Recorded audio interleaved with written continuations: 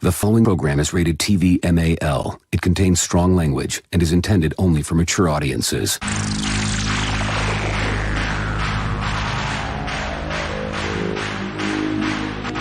TBS, America's #1 independent television network, presents the following sports exclusive. You're listening to Basically a Sports Show. Follow us on Twitter at Basically Sports. Subscribe to our podcast on iTunes. And check out every episode of the show at basicallysports.tumblr.com. Now here's your hosts, Zach, Greg, Mike. And this is Andy, and you're listening to Basically a Sports Show. And welcome aboard, Bass number 578. The 578. Is this our Christmas special, even though we're not doing anything Christmassy at all? Is that a thing? I'm wearing a Christmas sweater. Wow. I've got Santa Chimp as my avatar. I guess that counts. Yeah. I'm sure. Why not? I don't know. We need something to do. We need something to fill the void now that Star Wars movies aren't happening. Well, right? I did see Spider-Man, so. Well, don't spoil it. I haven't seen it yet. Oh, okay. So I have thoughts on that movie. I can't share them here. You're going to have to do it on a different podcast. Yeah, I don't. It's very good. I read the basic. I know what happens, and it sounds really cool. But my wife hasn't seen any of the new Spider-Man. I don't even know if she's seen the Andrew Garfield ones or the Tobey Maguire ones. So it's just like a lot of you have to know your Spider-Man lore over the last 20 years or whatever. It's. To a degree, I think they do a very good job of giving you cliff notes about everybody when they show up. So like a manual when you walk in the theater. It's like a. Well, no. Like when they come on screen, it's like, oh, you have a thing because X, Y, and it's like, okay, sure, great, and then move on. So yes, your enjoyment of the movie is exponentially more if you've seen everything and understand it all. But I think they do a good job of presenting it as is for the layman. Right. I saw a thing that. Was it Last Jedi? Was it a year ago today or 2 years ago today? No, I was able to go see it. Yeah, 2 years ago today. Last Jedi was 4 years ago. Rise of Skywalker. The Rise of the last one, the most recent. Yeah, one. that was 2 years ago. Yeah. It felt like 2 years watching that piece of shit. I mean, it was just a bad. Oh, sad conclusion to a ball dropping. No. I had such hope after episode 7, and then episode 8 happened. Oh, see, that's yeah. Well, look, we talked about it on the show. I liked it more than some people did. 9, but I know it's flawed, but I also think I enjoyed it much more than I did The Last Jedi. It's not the high that Force Awakens was when I first saw it, but right. I'm gonna be there. I'm gonna join Zach in this. I liked it. I thought it was I thought it was enjoyable. It was enjoyable. It's a Star Wars movie, so you're always going to have some fun. My thing with it is that it didn't have any lasting effect. It was cool when I saw it, and afterwards, my biggest hang up with it was the whole Palpatine storyline. I adore. Look, Palpatine's always fun. All right, he's always gonna give you a good scenery chewing villain monologue. It's good. I am the Senate. Yeah. It's just no. I think what you said is right, Greg. These unfortunately, because of the way that they decided to produce the sequel trilogy, it doesn't have the lasting effect that they wanted it to. Rey, Kylo Ren, and Finn should be the biggest characters in pop culture, despite the movies being done, and they're fading memories every single day, and it's unfortunate. The problem is, and I think this speaks to the problems that existed with the Rise of Skywalker, is that Last Jedi was a garbage dump. And in order to fix it, J.J. Abrams essentially had to shove his version of episode 8 into his version of episode 9. Yeah. And so you look, if you break down what happens in 9 in terms of like events and plot points, there's like 2 movies worth of stuff in there. Oh yeah, I think we has said to that at the time too. Yeah, he speed runs through it because you kind of have to, but like, you know. It's an unfortunate thing where you had Force Awakens is a movie that sets up a bunch of stuff, and then The Last Jedi is a movie that doesn't want to do any of the things that the other movie set up. So then the third movie comes and is like, shit, well, here's some of the things from both of these, and what's something people like? Emperor Palpatine, go. And it just, they tried to salvage it, and then we got kind of what we got. But this is what happens when you hand off a multi-billion-dollar IP to Rian Johnson, and you say, "Here you go." Like if J.J. Abrams was totally cool, given total creative freedom to Rian Johnson, being like, "Hey, go make your own movie. Make it your own Star Wars." And he's like, "Okay, fuck you," and I'm gonna throw the whole shit away. And here's this goofy bullshit that happens, and it's just like, I just don't understand. Kids, who wants to learn about war profiteering? Well, like Disney. Disney had to step in with the Han Solo movie, and they had to make a lot of changes, including a directorial change, and they did that, and it ended up becoming an okay little movie. But it's like, fine. Why would you step in to the Han Solo movie, but not Last Jedi episode? Like one of the biggest follow-ups. Yeah, like at a certain point, you have I don't know, maybe we're assigning too much competence to like. I mean, Mark Hamill. Well, if anything, they should have flipped the organizational strategies. Like, if you're gonna let one movie kind of just go to whatever the director wants to do, let it be the Han Solo movie where they're gonna make it kind of a fun adventure romp, not. Yeah. Don't let the mainline thing kind of you can do that with Rogue One. Maybe you go that route. But like and Rogue One still had a director change halfway through it, and like it's so funny watching the first trailer for Rogue One and then the movie, because like half of it isn't in the movie. Yeah, very different. But Andy brought up a good point, which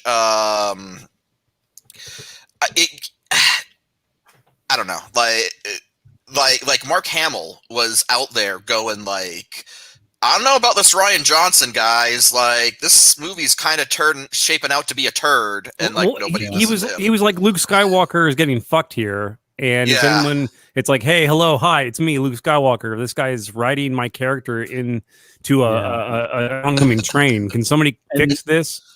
And people that the people that do like Last Jedi that try to like defend.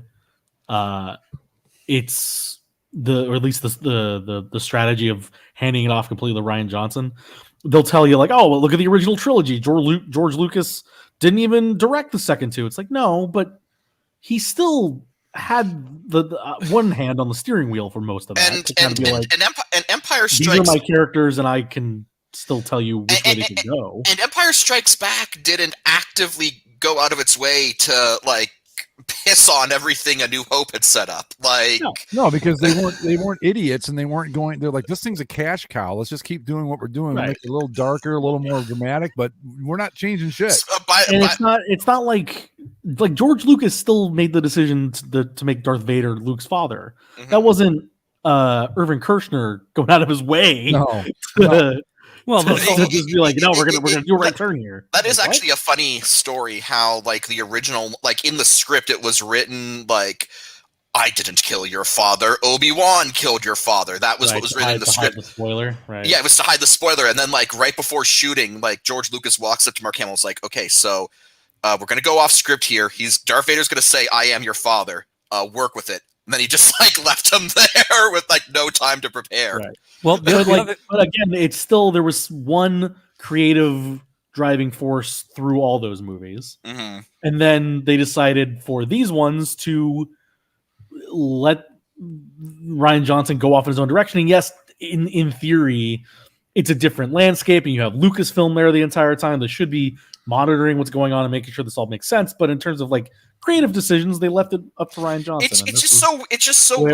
It's just so weird because like if you're setting out to make a trilogy, that is telling one epic over a period of 3 movies. The middle one is actually in many ways the most important. It is it's the backbone of the whole thing. Stakes. Yeah, and it's just weird that Disney, this multi-billion-dollar company that like focus groups everything to the point it's like we need to make sure that we are doing everything to get as much people on board as possible. That Disney, this company that's so obsessive over its IP, like is like, yeah, we're going to hand the second film of this trilogy off to this weird artsy indie director. Like, go. Well, and of course, it's like on the one hand they have that stuff going on, and then in their other pocket they have Kevin Feige running the MCU like a fiddle, like a well-oiled machine. Yeah, it's like what you see what's working over here. And then the other largest IP in the world, even bigger than Marvel, truly, probably, you're just gonna not have it run in the same fashion. Why do that? But But then they gave Favreau the Mandalorian, and it's just beautiful. Yeah, the Mandalorian, the Boba Fett thing starts here shortly, doesn't it? Next Wednesday. Yeah, it's next Wednesday. Okay, 29th. Yeah, Book of Boba Fett. Yeah. It looks decent on the. On the I'll let you guys give me feedback on it. I like that Timothy Olyphant's in it. I liked his character in Mandalorian. I hope that he gets a little bit more featured. But I didn't need to see Boba Fett anymore. Boba Fett. Like I'm okay with not seeing him either, but it's something to watch. Well, I have been a fan of Timothy Olyphant ever since I saw Justified. How much dead? Yeah, he kicks ass. Yeah. Well, with Boba Fett though, he was a mysterious figure in a commercial for toys, and he's a guy with no backstory but a cool helmet. It's like, right. He's deliberately mysterious and odd, and now like they just can't help but just give everybody a fucking side mission. Everybody needs to have their own series. Like Boba Fett, he got a little bit of dialogue and stuff in the Mandalorian. It's like that's the extent of it. Why do we need another? I will say I did like what they did with Boba Fett in the Mandalorian, where they basically explained that Jango Fett was a Mandalorian warrior who like tried to instill the Mandalorian values into Boba Fett, and Boba Fett was just like, that's some nerd shit. Like, I'm just gonna hang out with the Twi'lek bitches and have a good time. Well, there you go, folks. You were worried we weren't going to do a Star Wars Christmas special this year. Oh my god! I actually bit the bullet. Unfortunately, this is all better than talking about the world of sports right now because fuck, dude. Everyone's got COVID. At the end. When I put out the description of the show, I said that it was COVID Strikes Back. So but it's not even like scary COVID that shut down the world. It's like the COVID. It's like vaccinated the COVID. It's like the COVID that is so mild that if you're vaccinated, you'll get it, but you won't. Like it won't matter. Like at this point, it's all just it's inconveniencing everything at this point more than okay. I've seen a lot of the arguments going on, particularly on the boards, with like, oh, we need to go back into lockdown, and like, are you crazy? That's insane. And like, nobody will ever do that ever again. The way that I look at it is that when this shit first popped up at the end of 2019, beginning of 2020. It was legitimately scary. We had no idea what it was. People were dying from it, and but the thing about it is, now I'm gonna be fully transparent here. I'm not a doctor. I don't have a medical degree, but my dad does. Wait, what? I've been calling you Dr. Mike this entire time. Like 10 years now. He finally decides to let us know on that one, right?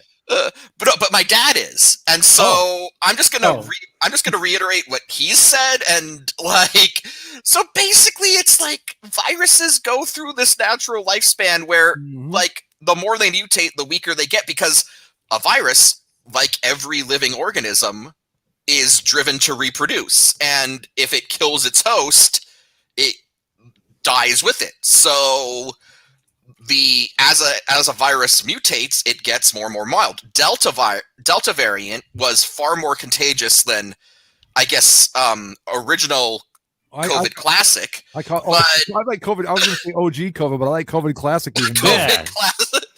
It's sophisticated, you know. I drink COVID Classic. I drink Crystal COVID. You know, that attempt at new COVID just wasn't a good idea. No. Well, Omicron is like objectively. Omicron. Oh, I'm sorry, Omicron. Omicron.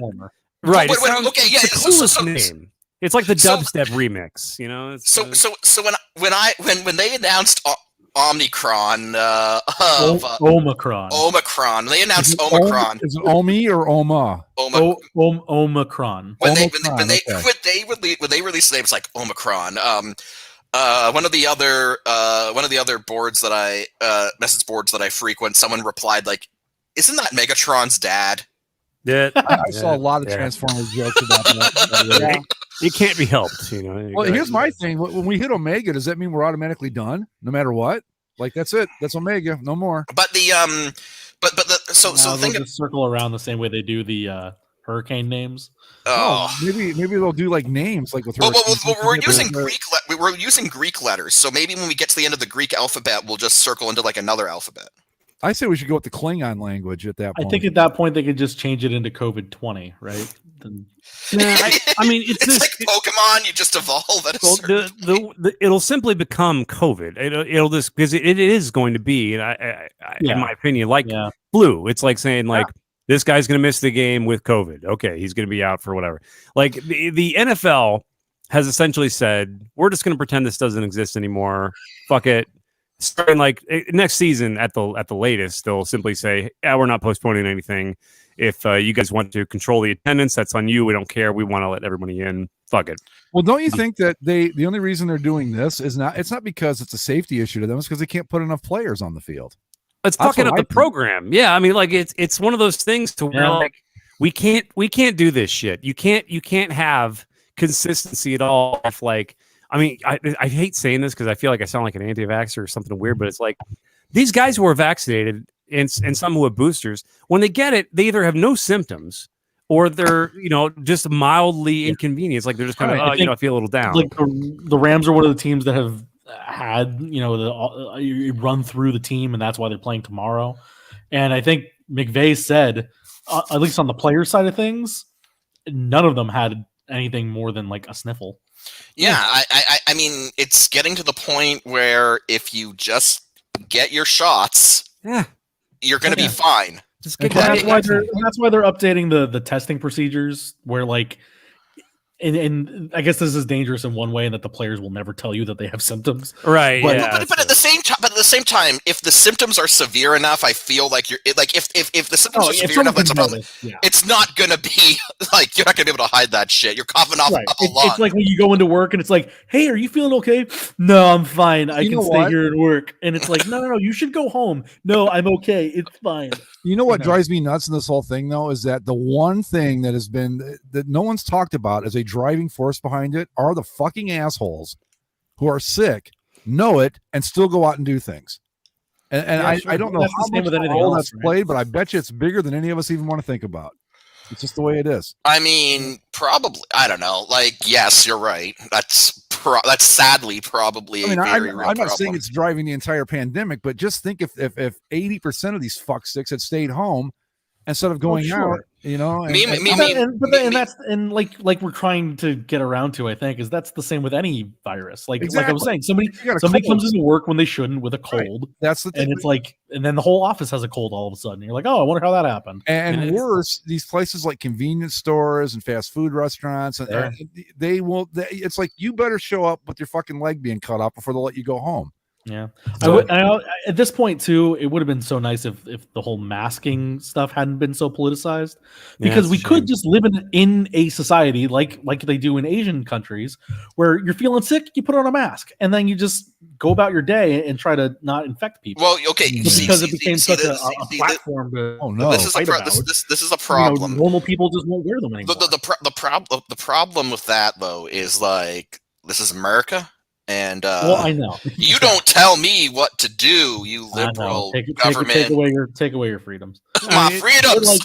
Like, going through all this, like the next time that I have an actual cold, probably just gonna wear a mask. Yeah, I mean, it's like we've been kind of trained to do it over. Well, I will say this pandemic has made me realize some things. I remember right after like when the shutdown first happened, early 2020. There was that period where nothing was open. Then fast food places started opening, but only for takeout, right?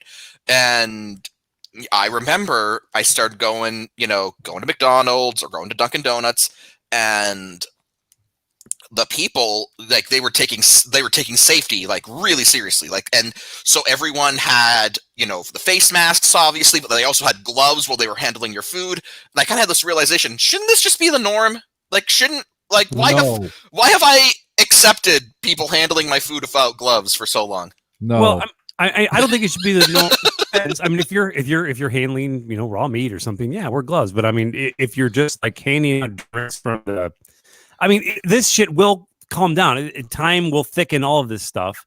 Yeah. Where I think that once the politics kind of settle, and hopefully if we still have a society in 10 years, that this will just kind of be a thing to where some people wear masks, people don't. COVID will get you get your boosters, you get your shots. It's just like anything else. You just have to let time settle down. But these leagues, the NHL and NFL in particular, they're going to kind of be the standard bearers for like, hey, this is really fucking up everything, so we're just going to kind of phase it out. Thanks. There's a non-0% chance the NHL goes back to their stupid divisions from last season in the middle of the season. Remember last year we were talking about this, that the NFL would be the one that would just be like, we're just going, fuck it, we're going forward, and that's that. And yeah, but it's not as much of a sin to me now, because we've got boosters. There's data that shows that these shots and these boosters are very effective. They're keeping people out of hospitals, and so if everyone's got their shots, why not just barrel ahead? So I agree. So if we're at the point to where the NFL can say, hey, we don't give a fuck about this anymore, we're going back to business as usual, then I don't really care, because at this point it is all completely on the individual. And if individuals, it's just like anything else. If they have the flu, or if they have some sort of other, spreadable disease, if they have herpes or whatever, and they go and they spread that shit willingly out of ignorance or spite, then that's on them, and we will suffer the consequences of that. So we have options now where we didn't before. So, question, I believe this is as good a time as any to bring this up. We didn't bring it up probably when we should have, but this topic has made it relevant again. So, who's crazier, Kyrie or Aaron Rodgers? Oh, Kyrie. Kyrie Irving, yeah. Flat Earth stuff has no basis in reality. None. So whereas COVID, it's not great. It's certainly like bottom of the barrel shit. But I could see where it could, there's a lot of ground for insanity. I wasn't talking about the flat earth stuff. I was talking about like Kyrie Irving refusing to get vaccinated because he thinks it's a plot by white people to plug black people into, quote, and I'm quoting him directly, the Satan Matrix. About that, but that's beside the point. He's discovered one of white people's many different schemes to, infiltrate. And once we've got him plugged in, we're shoving his ass right off this flat earth into space. Yeah. But what was the most predictable story that could have happened in the last week of Nets add Kyrie Irving back to roster? Kyrie Irving enters COVID protocol like immediately. I don't know why I thought he'd been playing road games this whole time, but no, they told him to just stay home completely, and so now they're coming. He is going to play road games as a part-time player, but even still, he can't play in all the road games. Is the Nets season that dire that they need to resort to this? Well, when it came to bodies on the roster, yeah, they lost a lot of guys because of injuries, regular injuries, and COVID. So hold on a second though. So if he's gotten COVID, okay, once he's over it, he should be okay, and he shouldn't. Yeah, yes, for the road games, but he still can't play at home because he wouldn't be vaccinated. Yeah, New York City has very strict. Yeah, New York City has right, but wow, New York, that's just the rules. Same thing, like when he comes and plays in LA, he can't play in LA. I assume it'd be the same in like Portland or something like that. So really, what he should have angled for was a trade to the Magic, because they'll let you do anything down here. I think he does. I think he's lucky that he doesn't have to play in LA, because that's pretty close to the edge of the world out there. Yeah, that's true. I can see the tortoise from here. Yes, you can get a trimmer or two, man. You roll right down a hill and off the edge of the fucking planet. Hey, there was a 6.2 off the coast up in NorCal. I saw that. Yeah. Is there Kyrie had been there, and he's in the wrong spot, say on a hill in San Francisco somewhere. He could roll right off the edge. That's that. Does he handle his own travel arrangements then? Because I feel like I'm not trying to make a joke. I'm just saying, like, a lot of the problems with COVID spreading like this is the travel stuff. Because these guys always get crammed in planes and shit, even if they, train outside. Travels with the team and just has to wear a mask. Here's a question, and with airplanes, like private and charter, does that fall under the mask mandate that the airlines do? In theory, yes, but I think because I think if you're flying, you still need to abide by federal. But it's also one of those things, like even here, well, any of these places that have mask mandates, like you go into any arena in LA because we just had a statewide new mask mandate come down last week, where you're supposed to wear your mask inside no matter what for at least a month. You think are people, the ushers, going around and like policing everybody wearing it? No. Of course not. No. So the problem with this, and I'm not going to get into the debate whether masks work or not. I'm just going to tell you what people say. They see what's a good example of this? I'm trying to think of like a country or a state where they just had like mask. Well, Michigan really comes to mind because I'm close to it, and we get the news about it. They were like 98% mask compliance, and their cases still went straight through the fucking roof. So that's the argument people make. I think wearing them on an airplane, I'm not a mask advocate, because my girlfriend, when this thing first started, I said, I want to wear a mask. And she goes, do you have an N95 that's fitted to you? I said, no. She goes, and you're wasting your time. And she's been pretty much right about that. But I'm one of the few places that I will advocate for is an airplane, because you are in a closed space with a shitload of people who are sitting right on fucking top of you. And I don't think it's the worst idea. Yeah, they can't recycle the air despite, Yeah, so that's all they can try to do. I forgot what I was Yeah, it's tough. It's just... I know that when I went to see Genesis last week in Columbus at Nationwide Arena, they're like, if you got a mask mandate, I mean, I'm not going to wear one unless I have to. And I got there and like, do you have a mask? I said, yes, I do. I put it on. I walked in and I'm like, what the fuck? I'm the only person here wearing this thing. That's exactly what's happened to me every time. Because it's like, you know what? Somebody tells me to do it, and I want to be like, okay, I'm going to do my part, do the right thing here, and just get through the next 2 hours or whatever. And then you walk 10 feet and there's nobody. Now I had the opposite situation. Actually, I was so I was wearing the masks. I was wearing the masks dutifully until two things happened. One, I got fully vaccinated, and then two, after I got fully vaccinated, I started seeing the signs where it's like, if you are fully vaccinated, you don't need to wear masks. Yes, so I stopped wearing the mask. Anyway, so I'm not wearing a mask because every place I go to has a sign that says if you're fully vaccinated, you don't have to wear one. Same here. Well, right, and the same thing happened to me, but it's like it's just you get so comfortable not putting it back on again. So now it's like, oh, God damn it, do I really? Well, no. Well, here's the thing. So I go to a GameStop, and GameStop, I guess, has this policy where they go like, we know what local laws say that you don't need to wear masks if you're vaccinated, and we can't make you wear a mask, but it's store policy to insist that you wear a mask, even if you're fully vaccinated. But you see, here's the thing. I had gotten so used to not taking my mask with me out of the car by that point. I didn't have it. Yeah. And then so I was like, well, they can't make me. So I walk in, and I'm the only motherfucker in that place without a mask, and I felt like such an asshole. They're doing that at GameStop, and that's really weird because that's Florida, where you would think that down there it's the Wild West. Or the West. It sounds like a company policy. Yeah, it's a company policy. Yeah, but the GameStop up here has the same signs everybody else has. If you're fully vaccinated, don't worry about it. We would like you to wear a mask. I think it might be a franchise situation, like maybe whoever owns this particular GameStop. But I was the only one without a mask in that whole store, and I felt like such an asshole. And I feel because we live in a I guess you could call it like a blue enclave of Orange County here in Irvine, And so people are a little bit more progressive, especially in our corner of the town. And we happen to live next to a Whole Foods, which again ups the progressive chart every time. No. So, like, anyway, we were doing our best wearing our mask when we were supposed to, but then it's like, okay, I'm fully vaccinated. I don't need to wear it going to the store. And I walk in, and then it's the same thing where it's like, I'm the only one not wearing it in here. I feel weird. I know I'm fine, but I feel weird because it's like, am I not doing something right? Like, did I miss like a new notice? It's human nature. It's just human nature. That like it. Even if you want to be the most nonconformist person in the world, if you go somewhere where you can watch studies of this, like you'll see like at a drive-through, like they've got those dual drive-throughs now, like McDonald's, places. Everybody will go to the line with the car in it, even though the other one's empty, because they don't want to be different.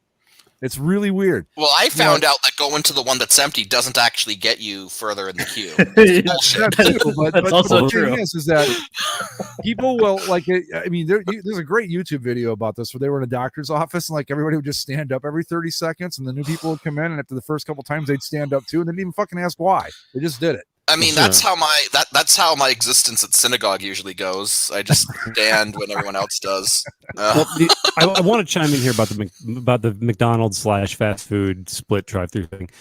This is not exactly a great case for people, wanting to conform to one line. It's because they know to choose the other line, they'll have to zipper merge back together, and nobody in this fucking country knows or wants to zipper merge. That's true. It is. It's like when there's a roundabout that's installed. People in America. Have you seen that video of the Kentucky roundabout?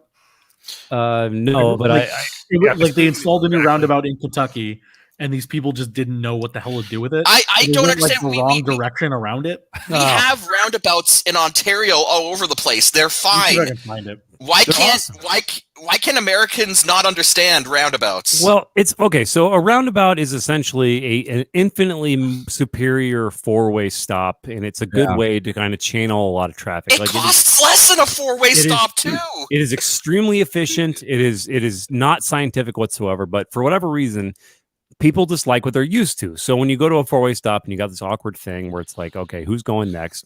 And nobody's paying attention. But then everyone inches forward a bit, and it's a game of chicken to see who's going to go first. Yeah. But with a roundabout, it's all yielding. So when you get to a roundabout and you see the weird red triangle, you're, what the hell is that? I don't know what to do with a yield. Like, and sometimes there's not a very defined, like there's a roundabout near a few grocery stores where I live, and if there's not like a tree or a fountain or anything in the middle of it, it's kind of a round concrete thing. So people just drive over it all the time. They don't understand. You're supposed to just go drive over it. Yeah, they just go straight through the roundabout and drive over this stupid thing. And I just don't. God, they're not that complicated, people. Come on. It's well, because they need to put signs up or something. It's like, hey, drive in a fucking circle and get to where you want to go. This is not complicated. If I may espouse again the superiority of the Commonwealth system, we have this shit in Ontario. People manage it just fine, but you put a roundabout up somewhere in the United States and you all lose your fucking minds. We had to put one in here because there was an intersection. It's out by we have a big NHRA drag strip about 5 miles west of town or east of town, and there's an intersection out there where there was an accident like once a week. There's the video, by the way. I'm trying to determine whether or not this was fake, but okay, so I'm excited to watch this because Zach says it's a roundabout in Kentucky, and that just promises so much hilarity. Andy, are you throwing this up or am I? Yeah, here I'll throw it on. Okay. Okay. So again, I'm hoping. Good. I wonder what part of Kentucky do we know? Eastern Kentucky. That'd be nice. This is where my family's from, so let's give. All right, let's see here. My God, Rowan and Bath County. Okay, I don't know where that is. What is going on? What the? Wait a minute. So why are they getting in the left side? What the fuck is the matter with these people? That's what I'm trying to because when I went to Google it, the like I said, Kentucky roundabout, and the first thing I saw was video. Second one was confusion, and the third one was video staged. So I'm trying to figure out whether or not. No, this doesn't feel staged. It feels Oh no! Tragically accurate. Well, there's a follow up that says it was staged by the construction company as a PSA of what not to do at a roundabout. Well, they hit most of the boxes on that one. I think that was hilarious. Yeah, that feels very plausible. Even if that is staged, that feels like exactly what people would do. But fortunately, no one drove straight through it, so that's a good sign. They're working. They're getting there. It looked like there was a raised kind of a curb thing in the middle that had like a notable edge to it.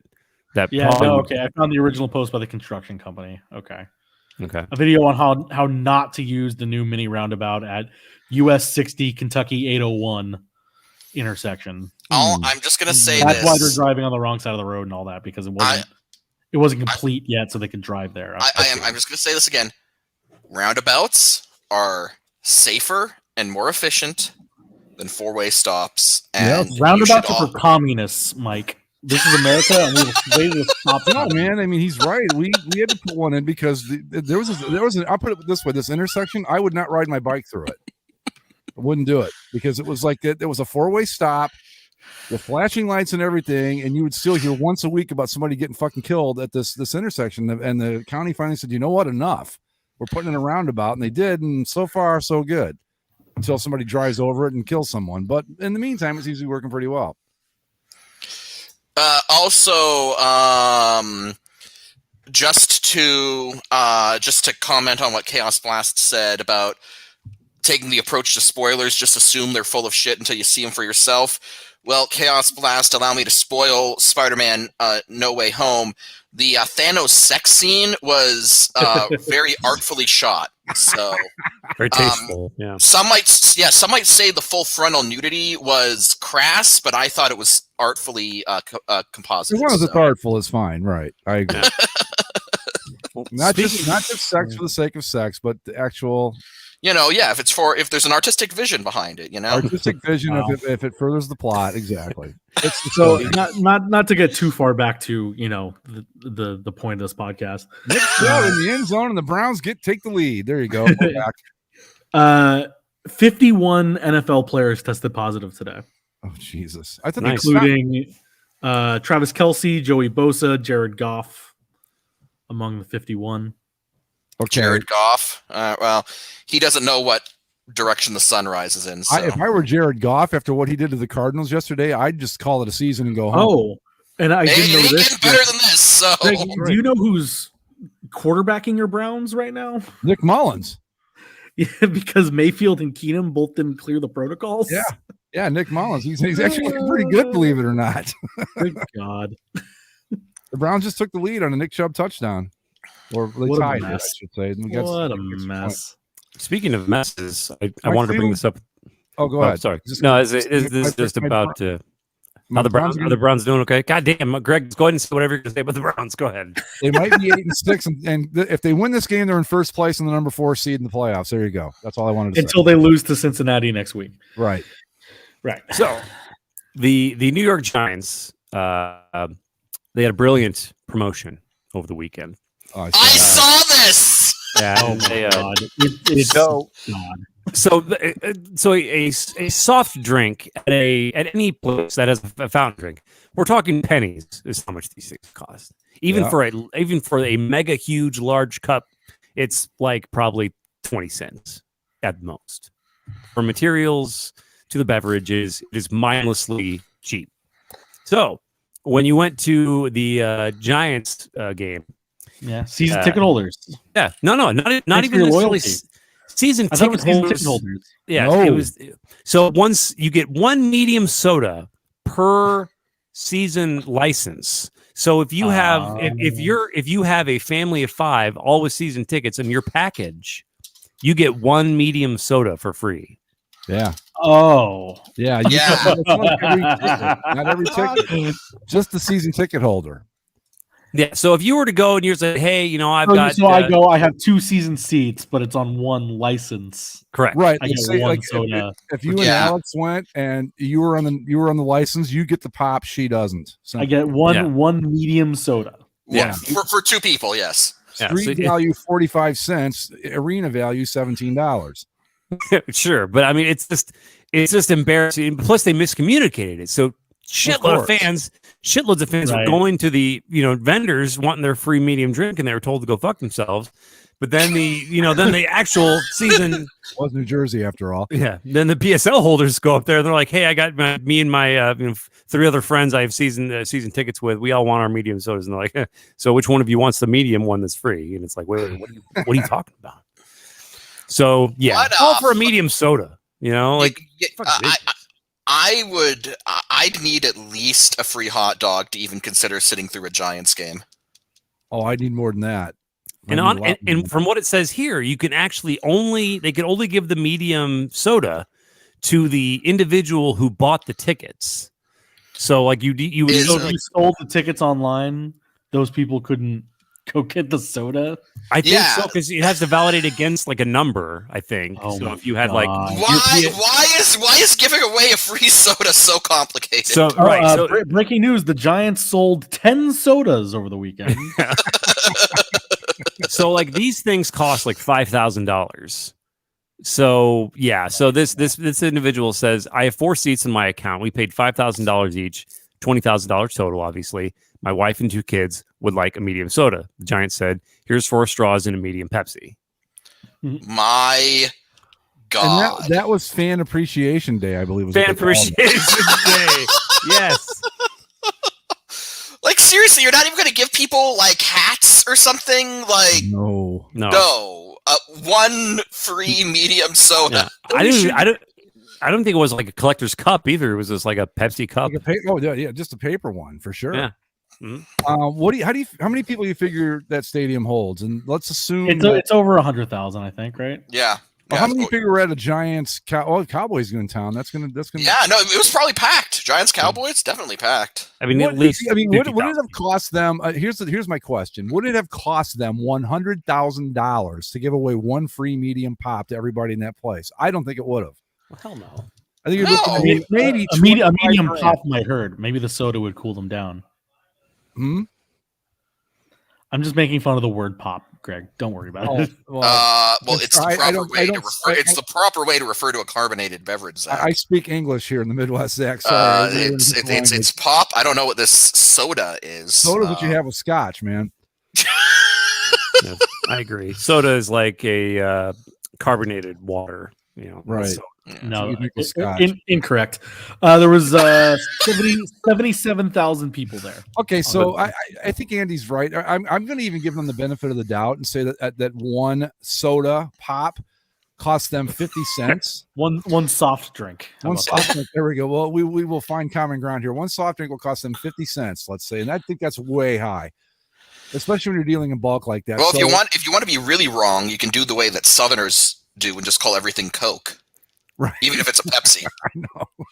That's the South. But I mean, it's again, I know that obviously a lot of these places, they make a lot of money on concessions that the NFL, I'm sure, takes a shitload of the pie, and then the building gets all the concessions or whatever, but I mean, at the same time, you're guaranteed to sell. I don't know how many season tickets are available, but I mean, even if they did 1 for each package group, so instead of 1, you give out 4, for example. In the last story I told there a minute ago, you're still making a lot of money. I just don't. I don't know why this was such a hard thing, and I'm guessing it's all going to go back and. Of course, you call it pop chaos blast because Canada is a civilized country, as is Ohio, and Illinois. I believe Canada is a colony of the British Empire still. God save the Queen. You'll be calling it pop when California snaps off the edge of the United States and floats into the fucking ocean. Yeah, you're calling us. No, we'll call the Ohio Navy to come rescue. No, when California breaks off and floats into the ocean, we'll just give the rest of you the double bird and be on our way. Did you just say the Ohio Navy? Yeah, the Great Ohio Navy. Yeah. The Ohio. Mike, who do you think put out and or started the lake fire? Ohio Navy. Eight drunk guys and a couple of 16-foot fishing boats. That's the Ohio Navy. But we could save you, Zach. But that's about it, probably. Oh, yeah. Actually, no. You know what? Because freshwater boats can't be used in saltwater for some fucking reason. I don't know why. But so just to give you just to give you an idea that the Bears obviously having a shitty season. We're about 20 minutes before kickoff, and if you want to share my screen there, Greg, it's attendance for this game is Monday Night Football against a division rival, and it's looking pretty scant there in Soldier Field. Are they going to fire Nagy yet?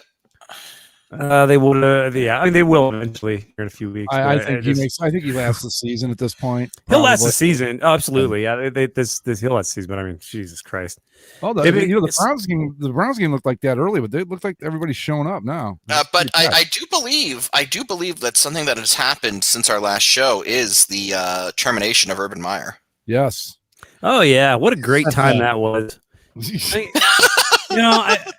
What a piece of shit that guy is, and I'm the head ball coach. I'll fucking kick you whatever I want. Fuck off, man. Then he does this shitty press tour the last few days where he's like, "Yeah, everyone's just gone soft. All these new generations are just soft and just." What? Yeah, he basically said like everyone's too sensitive and the players blamed millennials essentially for getting fired. Young players are they can't take criticism, they can't take like hazing or anything. They're weak. So it's just like take your shit and get going, pal. Oh, yeah. So millennial football players, that's who you're blaming for your fucking 2 wins. We saw it back when when he got hired. We were joking about what a disaster it was going to be. Well, I didn't think it was going to be this bad. I didn't think it would be grinding up against a co-ed in week 4. Bad. And he survived that, but he can't. He survives that, but he gets the final straw is him kicking a kicker. Which that wasn't even it. Yeah, what was it? They were going to fire him anyway.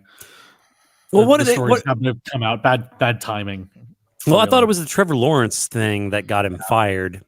Where Trevor Lawrence was upset that he took their best receiver out of the game. It was a running back or something. What's his name? James Robinson. Right. He basically said something to the effect of like, he said 2 things. He said he was pissed off about that, and he was mad. He said like the NFL is worlds more dramatic than his time in the NCAA. Mm-hmm. And that almost 100% goes back to Urban Meyer just having no control over anything. So here's what Urban Meyer said. This is his quote. He said, "I think everything is so fragile right now, and that includes coaching staffs. When I got into coaching, coaches weren't making this kind of money and they didn't have agents. Everything is so fragile, or it used to be team. I got into this profession because I had the greatest high school coach and it was all about team, all about the huddle." And he goes on to continue his bitching and moaning about soft players and all that stuff. But it's just, fuck you, Urban. Soft players. These guys, we've all watched Hard Knocks, and we've seen. Come on, to make the roster of an NFL team, you can be a lot of things, and soft isn't any of them. Sorry. No, just is this? Does this kind of sink his coaching career like as a whole?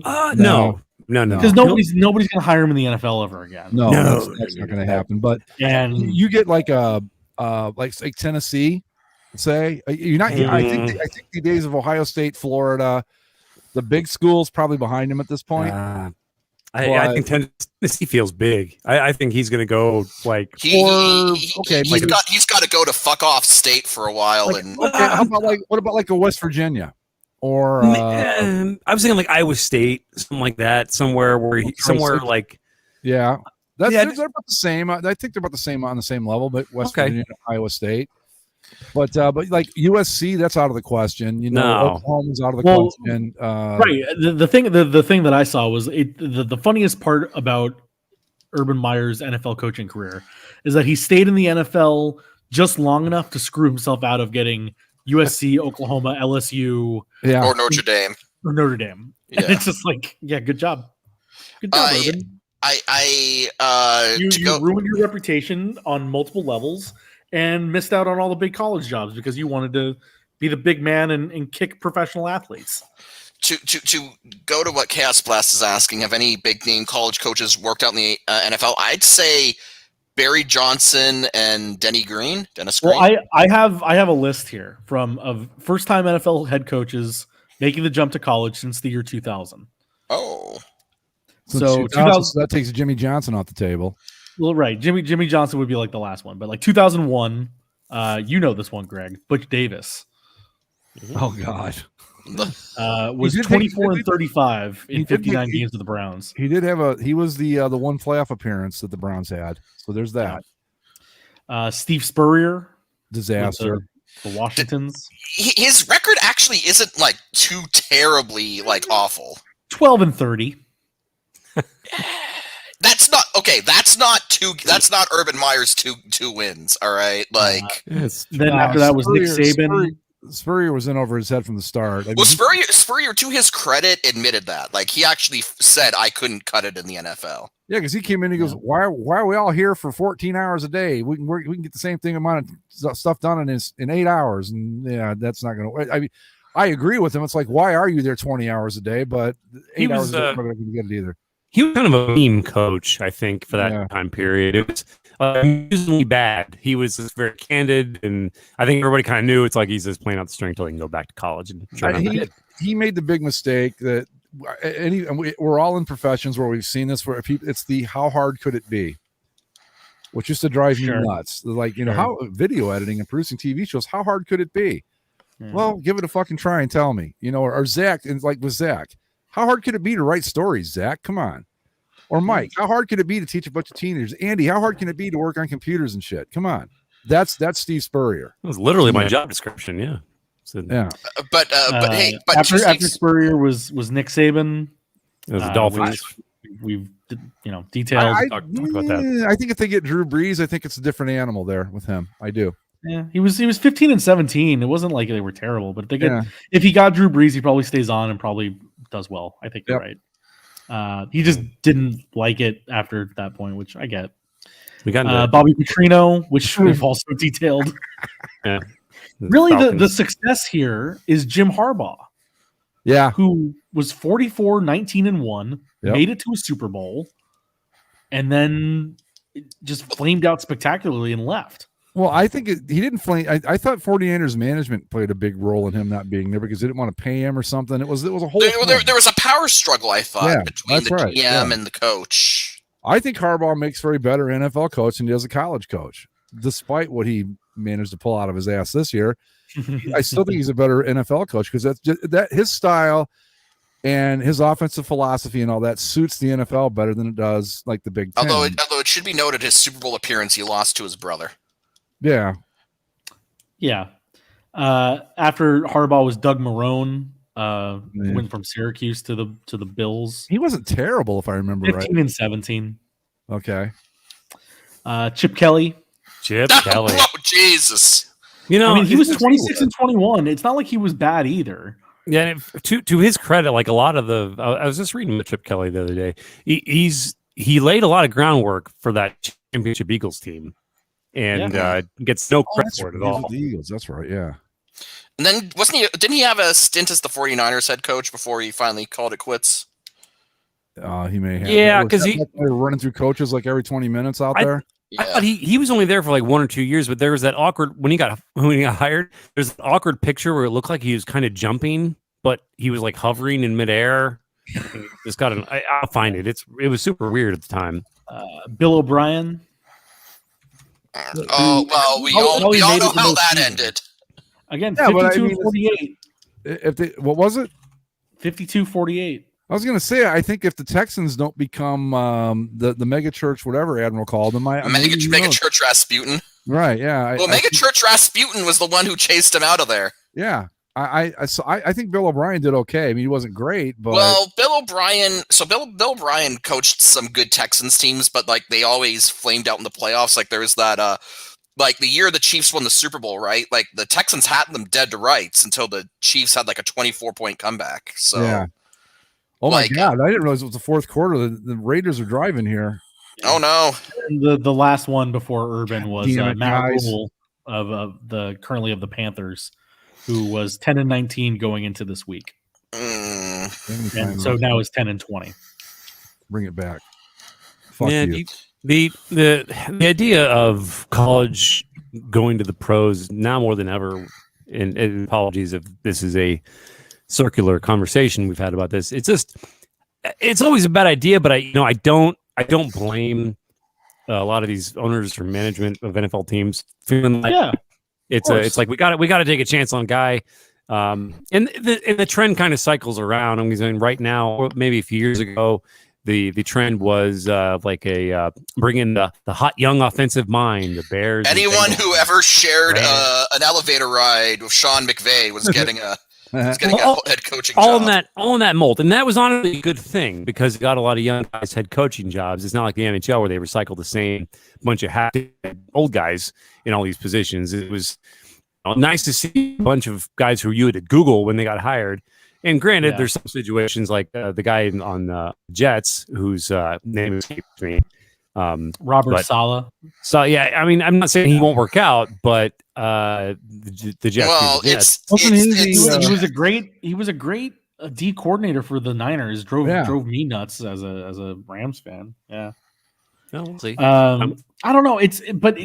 I think in hiring a college coach isn't an inherently dumb idea because in theory, you think it works like any other job that exists where you work your way up through the ranks and now you've proven yourself on the level below to be ready for the level above.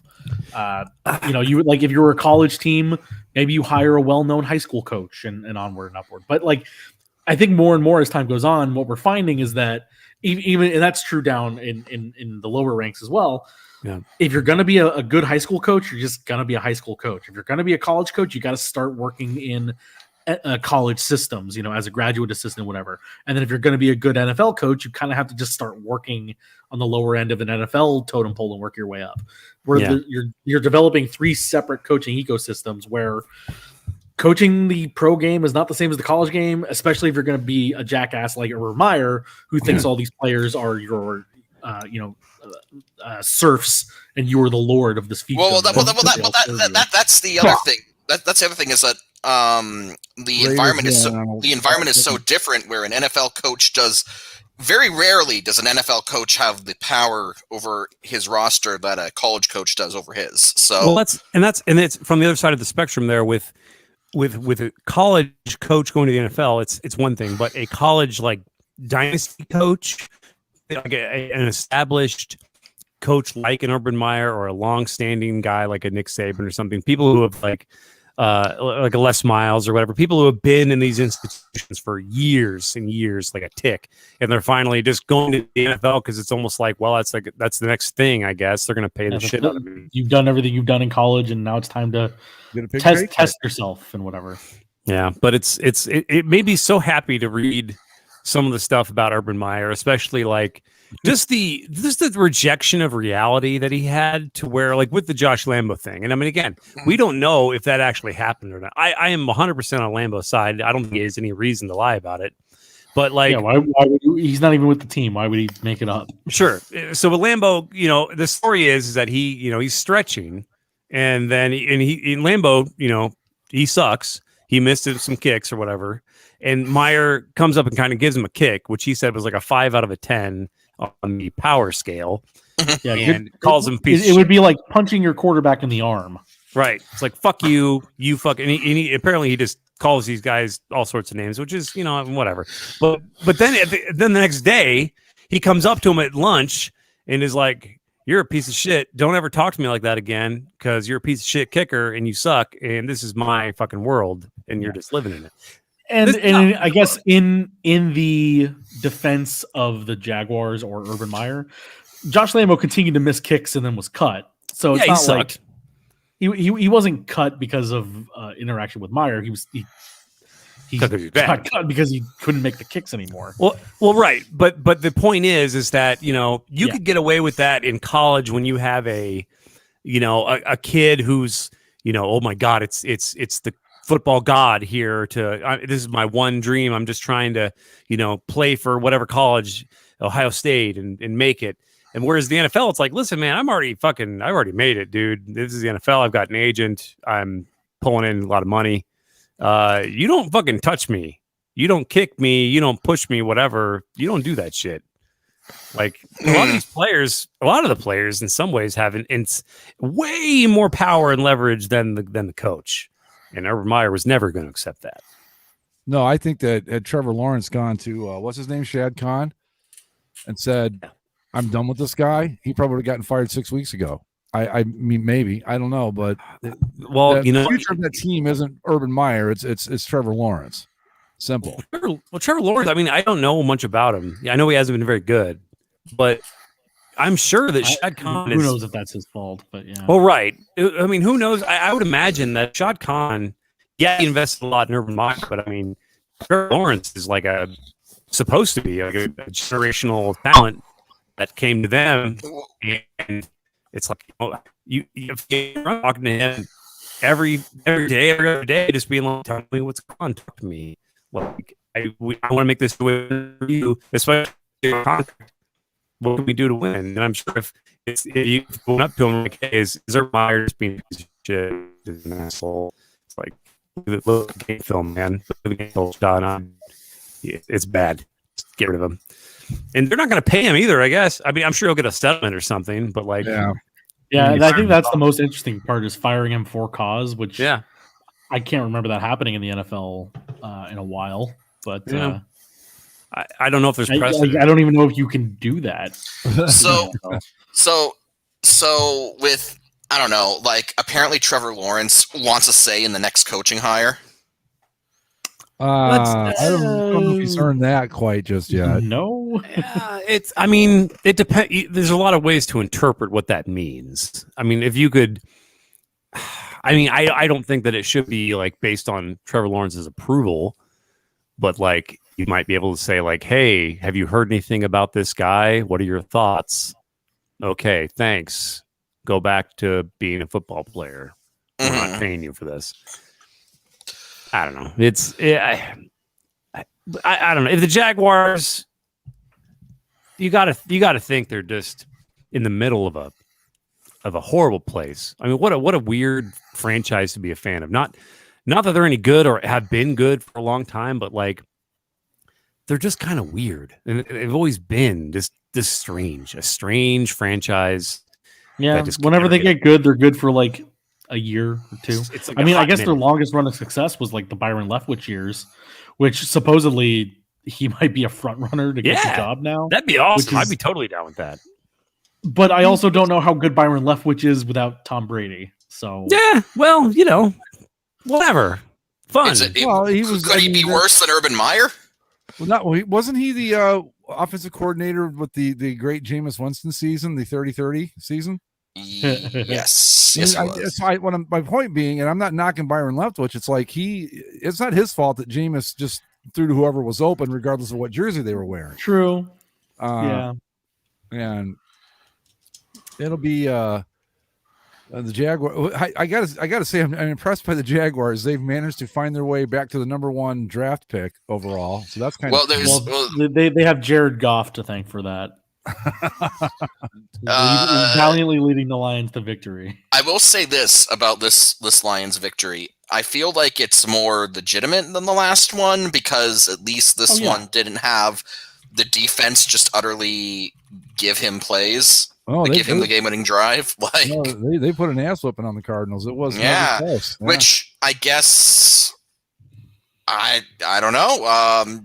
Does Dan Campbell survive another year? I think so. I think so. They've lost so many games by such a small margin that that team they could very easily be like a 5-win team. At the least, and they're on board with whatever he's doing, kneecap biting and all. They seem to be behind it. So these wins. I mean, the win against Arizona was kind of historic from a Lions perspective. I mean, it's a huge win. I mean, monumentally huge win. I read that was the 3rd time since the NFL AFL merger that the worst team in the league had beaten the team with the best record this late in the season. Yep, and both the other times the teams that lost ended up winning the Super Bowl. Won the Super Bowl, yeah. So does this mean the Cardinals are going to win the Super Bowl? Well, you never know. I don't think so because they a week ago they were the number 1 seed. Now they're the 4 seed, and if the Rams win tomorrow night, they'll be tied. Wait a minute, we got football on Tuesday? Yeah. Oh yeah, we got 2 tomorrow. games tomorrow. Yeah. Yeah. Oh fuck that. Rams, Seahawks, and Eagles and, with 32s, right? Yeah, Eagles football team. Yeah. The worst part is that the ratings for those games through the roof, and the NFL's going to go Tuesday football. We haven't considered that. Well, we've got Monday, Tuesday, Thursday, Saturday, Sunday. Yeah. Well, no Wednesday Saturday. football. Well, no, that's all right. Yeah, That- Christmas Day games. that's all right. Fucking stupid. Yeah, That's all right though. Wednesday is dynamite night. I have the Greg existential crisis game on Saturday. Browns at Packers. Which, by the way, speaking of AEW, the one scene where Urban Meyer handed Chris Jericho a laptop to hit someone with in an AEW match is the highlight of Urban Meyer's tenure as the Jacksonville Jaguars head coach. That tells you all you need to know right there. Speaking of existential crisis, and this is a little bit more personal, but when I was a kid playing basketball in my driveway, like all I did was like set up weird circus game-winning shots, and from like 40 feet away. And I'd more often hit like the garage door, break a window, or something. Just stupid long shots. But like watching, I did the same. I lived on top of a hill. Missed, and the ball would roll down. That's terrible. That's great cardio, though. I chased after that thing before it got too far. But when I saw that clip from the Pelicans Thunder game the other day, I made a full court shot. That was fucking amazing. Like I felt like I got a brief flash of my childhood when he hit it from 70 feet or whatever it was. It's just awesome thing. I can pull it up real quick. It was in Oklahoma City, right? And you could and the Thunder hit what they thought was the game-winning shot with 1.4 left. Here And we will take and then you got out with the win. I saw a video that focused on the fans. Like this is let's see. This is the OKC shot here. And this is from like 50 feet. Oh, stop playing. Well, I can't make it play. Okay. Can you guys isn't it playing? No, it's not playing. Okay. Well, this shit platform is not allowed to play. Anyway, look up the Devontae Graham full court game winner. It's really stupid. He banks it in from basically the other side of the court. Yeah. And pretty weird. Fun stuff. Yeah, but cool. What are I was gonna say. I wanted. Oh, go ahead. Go ahead. No, you go ahead. I have to look up something for what I was going to do anyway. Fair enough. So I'm not going to be here next week. I'll be in Arizona. Ooh, visiting some family out there for Christmas. I'll be there on the weekend. How about that? Right. Okay, don't lie. You two are putting together a bid to buy the Coyotes. I got an extra $20 if you want me to throw it in. Just go there, just slap a cool $50 on the barrelhead, and just be like, "This is you're not going to get much better than this, guys." We'll finally get that basically a sports show helmet sponsorship. Damn right. I'm definitely going to look for some Coyotes merch while I'm out there, just to see. Gotta get some of that Kachina in your life. What parts of Arizona are you guys going to? I'm going to I think Tempe. It's outside of Phoenix. Let me look up where. I think it's Tempe. Yeah, Tempe's where ASU is. It's on the southeast side of town. I'll be on the northwest side of town. I fly out Thursday night and drive home Saturday. Well, if weird shit happens, I will get a hold of you, Zach, and maybe we'll cross paths. Who the hell knows? So this is going to work out better than I thought, because I was watching the beginning of Greg and I's favorite pastime, Capital One Bull Fortnite. Oh, I got to step in for a second. So fucking YouTube and Disney decided to have a dick measuring contest, and I've got YouTube TV. So I missed, I don't know, 6-7 bowl games because they couldn't get their shit together, and I'm not happy about it. Go ahead, Zach. And I watched the first game, and I saw the sponsor for the game, and I said, I've never fucking heard of that. And then as I was watching that game, it was on at a sports bar I was at, and then the schedule was going out. It's like, hey, coming up tomorrow, it's the blank bowl sponsored by blah blah, and I was like, oh wow. So what I've discovered here is in our COVID year of our Lord 2021, corporate sponsorship money must be very low because there are some incredible sponsors. Like the Jimmy let's hear them. Well, the first one was the Cure Bowl, which fucking Northern Illinois. God damn, I hate that team. Yeah.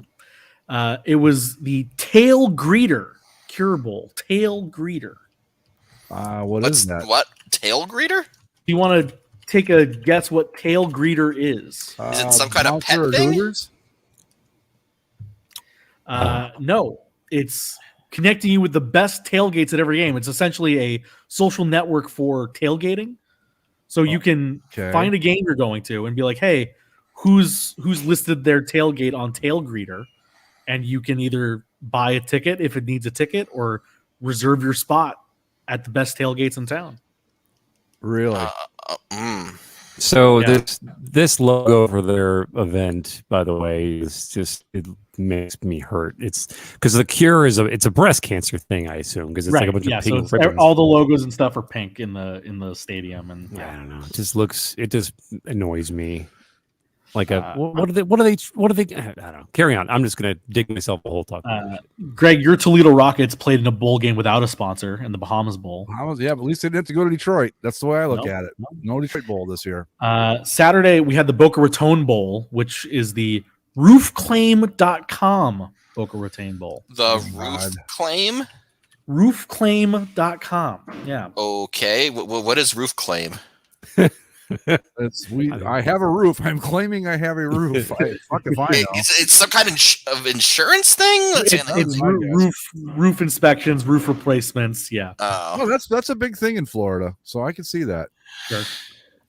For the first company I've heard of, Cricket Wireless. You know, your third rate wireless service.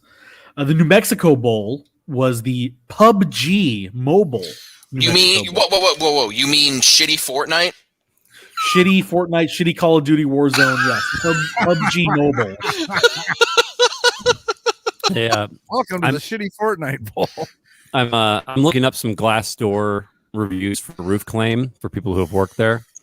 Pros, nothing. This company is a scam. Cons, this company is a scam. Cons, total scam. Like everything about these scam company, run for the hills. This company is a complete scam. Everything about them is just scam. Like, wow, that's comforting. Yeah, well, I guess that makes sense for the Boca Raton Bowl. Yeah. Let's see, Radiance Technologies Independence Bowl. Some of these are we know, like the Lending Tree Bowl has happened before. The R&L Carriers New Orleans Bowl has been the same for a decade. R&L Carriers is a pretty big trucking company, so that's not a bad sponsorship. We had the first edition of the Jimmy Kimmel LA Bowl. Yeah. With Jimmy Camel, the mascot, which provided plenty of hijinks. This is a sponsor that's on multiple games this year. The Myrtle Beach Bowl, presented by Tax Act. That's Tax Act. They also like an H&R Block, like a shitty H&R Block, or they also sponsor the Tax Act Camellia Bowl on Christmas. Famous Idaho Potato Bowl, we know. Here was another good one that just like, really? That's all you got? Tropical Smoothie Cafe Frisco Bowl. Feels fairly modest and above board. Tropical Smoothie Cafe. All right. That's like one of those little places as you're walking along the beach, and it's one of those little. It's like an airport restaurant kind of thing. Yeah, kind of thing. Yeah, right. Lockheed Martin Armed Forces Bowl, again, a classic. You got to get the military industrial complex in there. Yeah, Mike, in your neck of the woods, the Union Home Mortgage Gasparilla Bowl. Union Home Mortgage, huh? Who's playing in that one? UCF in Florida. Oh wow, go! We got an all Florida Bowl. Florida went like 4-12 or something. How did they get in a bowl game? No, they because it's the Gasparilla Bowl and nobody gives a shit. That's why. That's probably more accurate than we'd like to admit. Again, some of these companies, hearing their names for the very first time, the Easy Post Hawaii Bowl, Easy Post. What's Easy Post? Easy See, that's Post. the thing. If you're advertising and nobody knows what the fuck you are, then you're Simple shipping. It is. It's a labeling shipping API. It's like a small bit. It's like for small businesses, it'll make labels and track information and work with couriers and shit like that. Oh, okay. Let's see. We got the Military Bowl presented by Peraton. How is this different from the Armed Forces Bowl? Well, this one doesn't have a military academy in it. I know, but I'm just saying, Armed Forces Bowl, Military Bowl, these are synonyms. Well, the Armed Forces Bowl, the guns aren't loaded, and the Military Bowl they are. They're live weapons, which makes it very interesting. They put a few landmines on the field, and Let's see. I'm gonna skip over some of the ones that are normal. Or maybe Ticket Smarter Birmingham Bowl, Serve Pro First Responders Bowl, AutoZone Liberty Bowl, San Diego County Credit Union Holiday Bowl.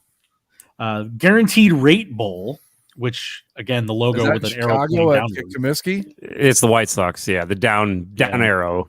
It's a shitty down logo. arrow bowl. The Wasabi Fenway Bowl. Wasabi Fenway Bowl. That sounds like something that's like at a Japanese rice place across the street. Yeah, like, sure. It's a meal. Your Wasabi Fenway Bowl. I'll take the Wasabi Fenway Bowl and a Coke. They get some spicy tuna and whatever the Wasabi Bowl. Sure. The New Era Pinstripe Bowl has been that way for a while. Again, this is what I think is the best bowl name: the Cheez-It Bowl. Yeah, nice, tasty, straightforward. Cheez-It. I own a Cheez-It Bowl. Sure. Is it branded? Is it a branded Cheez-It? No, but it's a bowl that you put Cheez-Its in. Okay, I was just a curious. branded Cheez-Its bowl would be the awesome. Shit, man. Yeah. See, some of the rest of these are pretty normal. Bolero, Alamo Cheez-Its. Bowl. I want to take us down a Mayo Bowl. I want to take us on a side road for just a second. We know about Cheez-Its. What are the other ones? Cheese Nips. You guys remember Better Cheddars? Better. You can still find them. Yeah. They were like I'm not. These look generic as fuck, Greg. I don't know what these. They were made by Nabisco or somebody. It's Nabisco. Nabisco makes a goddamn thing, but like this looks like I don't know. They look delicious though. They're not bad. I wouldn't put them in the Cheez-Its category, but they're all right. They're kind of greasy but they're big. They're like regular crackers. It's like Ritz crackers and Cheez-Its had a kid. Cheez-Its had a specialty crust, had a specialty pizza at Pizza Hut. Yeah, I wanted to try it. You're lucky you didn't. It was. I was just curious if you guys had ever heard of them because I remember Better Cheddars. They were like Zima. They were like big for a while and then just disappeared. I just didn't know. I'll keep an eye out for these. I've never had them, but they look reasonably good. They're all right. Cheese. I appreciate. So is the winner of the Cheez-Its Bowl going to get a trophy full of Cheez-Its? Oh, if they don't. Yes, they give out a bowl of Cheez-Its. Yeah. Okay. Amazing. So, by the way, I was looking into. Oh, sorry. Do you have a thing you were going to continue on? I was looking at the Radiance Technology and Peraton. Just, what the hell are these things? So, Radiance Technologies is absolutely like Stark Incorporated kind of thing. Like it's, it really is. It's basically like it's a money laundering thing where they have a bunch of generic words about like intelligence, cyber, directed energy. Lasers, expertise, data, and Peraton. This is the sponsor of the Independence Bowl in Shreveport. Yeah, but it has a lot of pictures of like warplanes and shit, and I'm guessing it's just like a front to launder money. That makes sense why they were the Military Bowl sponsor. Yeah. Indeed, Peraton, which is an annoying misspelling of Patreon, they are their vision is about like war, connecting our world and protecting our military, security services, missions. Sure. Like it's again another one of these vague like pseudo military industrial companies that just probably make some bombs, but otherwise it's just a front for people to dump money into. Like it seems like it's just kind of nothing. We also have a good matchup: North Carolina versus South Carolina. Good way to go for the Duke's Mayo Bowl. which again, I hope they win a bowl of mayonnaise. Duke's Mayo is sponsored. Yeah, they were a sponsor last year. I remember I was talking about them. They're trying. I guess they're trying to get in on the Hellman's game. I have never had this. I've never had Duke's Mayo before. I'm not a mayo guy, so isn't it a Southern thing? Aren't they like based in the South mostly? Duke's probably. The Music City Bowl. What says Nashville more than Trans Perfect, which is a translation company?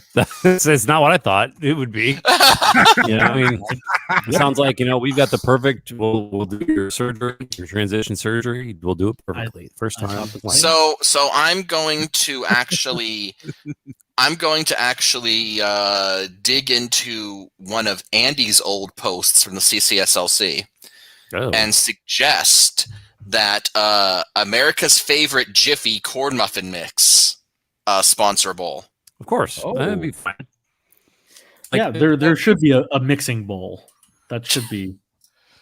And just for clarification, the Jiffy stuff that is not cornbread; those are corn muffins. Okay. You can do both. You can do both. So Jiffy, the box has two different recipes. You do cornbread or corn muffins. Exactly. All you do is everybody they get the sweet, tasty corn muffins and think it's cornbread, and it's like, no, that's not cornbread. That's a corn muffin. It's a hillbilly thing that we have a problem with. Go ahead, Zach. New Year's Eve, you get the Tony the Tiger Sun Bowl. All right, Tony the Tiger from Frosted Flakes. Yeah, that could be fun. Is that Kellogg's property? Yeah. Okay. So I'm guessing there'll be. Will it be Tony the Tiger like ushering a bunch of scab in the Kellogg's factory? That story is wild, man. Like, it's awesome. Kellogg's. This is the same company that put out anti-masturbation literature back in the day, right? So it makes sense that they are they still on strike? I believe so. Is still on strike? Yeah. So. Then here's something interesting. The only bowl game without a television provider. The only game that is not televised of all the bowl slate, the Barstool Sports Arizona Bowl. Imagine that.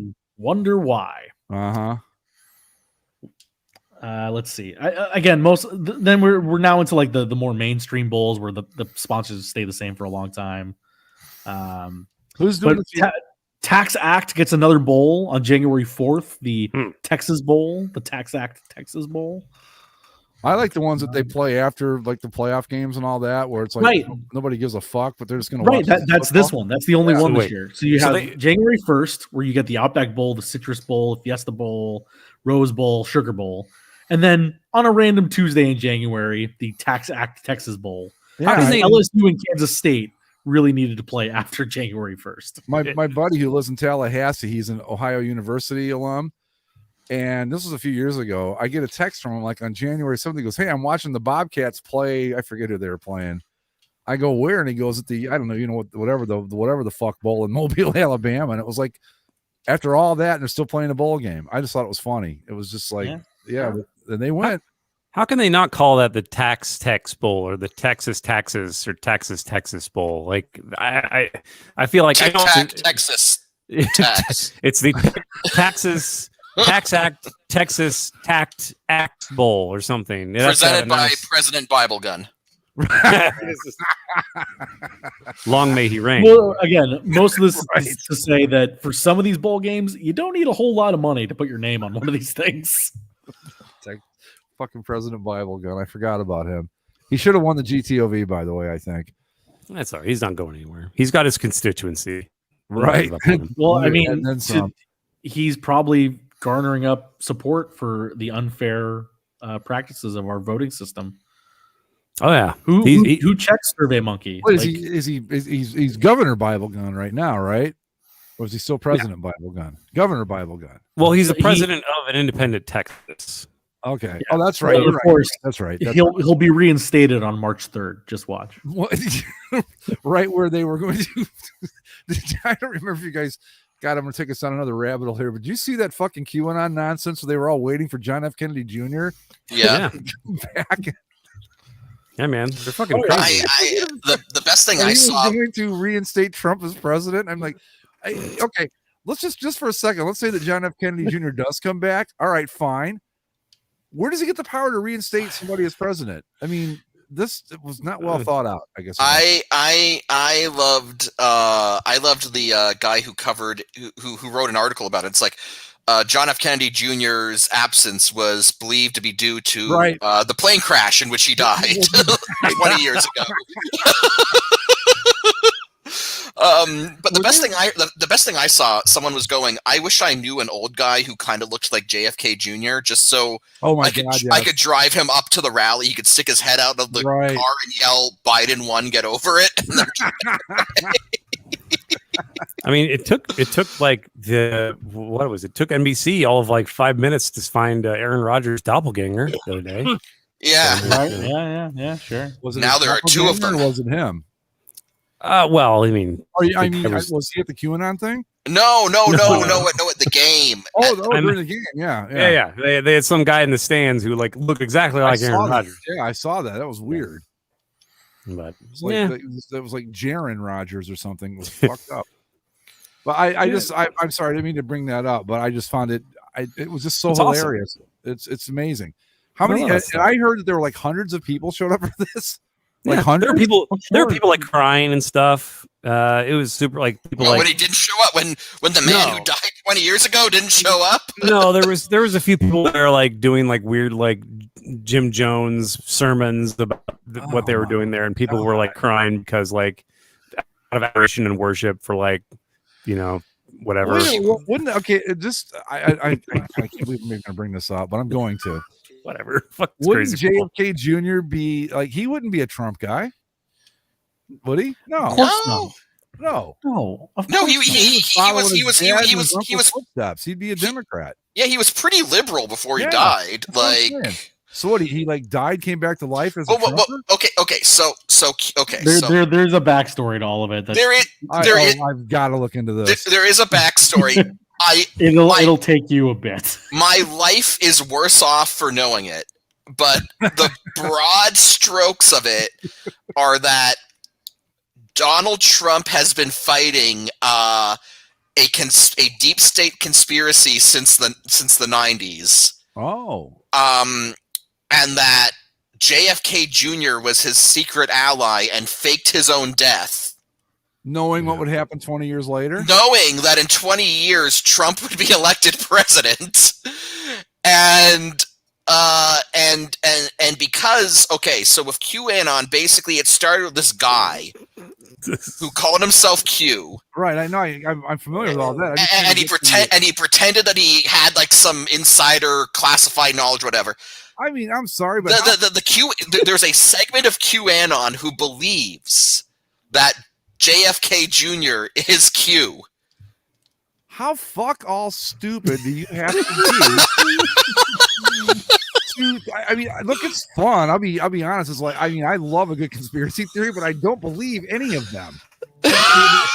You've got to be stupid at a level I can't even comprehend by that shit. Come on. God almighty. So apparently this has all been a long game since the 90s. All right, and JFK Jr. faked his own death to help expose Trump's enemies of the deep state. I follow a parody account on Twitter called Conspiracy Bot, and he says some crazy shit, and it doesn't even approach this. It's not even like in the ballpark. Well, the thing about it, right, is that QAnon has grown in such weird ways that, like, if you go onto a QAnon message board, I think I would pass. Like, there's no... there's no coherent narrative. Like the JFK, the JFK is Q thing is just one thing. Like, you go on there and it's full of bullshit that spans everything. Like, there is no, like, it's just a catch-all for like conspiracy theory nonsense. See, I would love to, but then I would have on my computer that I'd been to a QAnon site, and I really don't want that.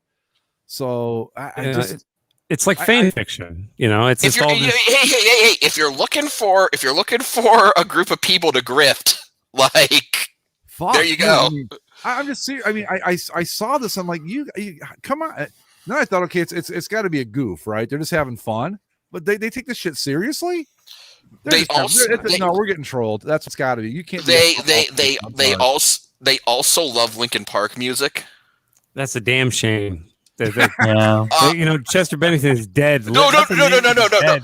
Here's the thing. They think Chester Bennington is secretly he was like somebody's secret son or something. No, and we have to stop this. Sorry, I didn't realize the rabbit hole went this deeply. I would not have taken us there. Okay, so that's the thing, Greg. None of them knew it went this deep until they started to learn. Yeah, you know why? Because they got the wool.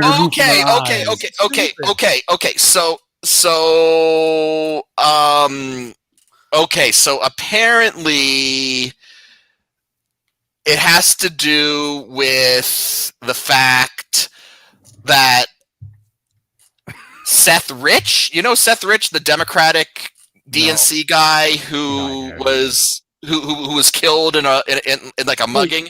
Are you talking about the lizard alien guy? Oh wait, no. Okay, so I'm trying to figure this out on the fly. We're gonna be here a while. Okay, John Podesta. John Podesta, right? Okay, sure. He was part of something to do with he was the chairman of Hillary Clinton's campaign, right? Okay.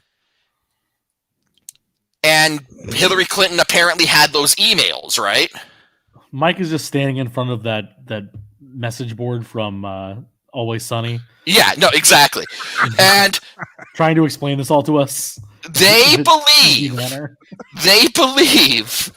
that Chester Bennington was John Podesta's secret son, who was about to spill the beans on Hillary Clinton's satanic emails, and that his suicide was a cover-up for murder. Okay. Jesus Christ. I'm not. I wish I was making this up. I would no. I do too. But as a result, if you look up footage from QAnon rallies, they're playing Linkin Park music, because it's Yeah, they played it. Right.